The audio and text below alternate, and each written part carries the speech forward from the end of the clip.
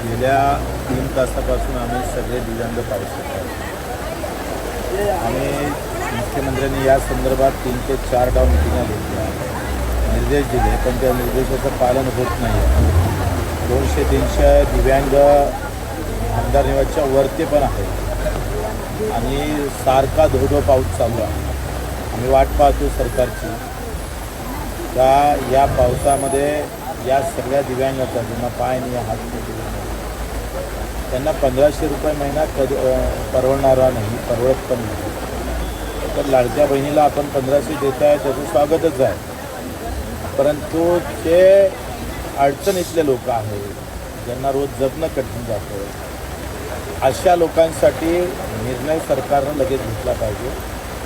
जेपर्यंत सरकार निर्णय घेत नाही तेथे या पावसात रात्रभर बसायची आमची तयारी आहे आणि उद्या पूर्ण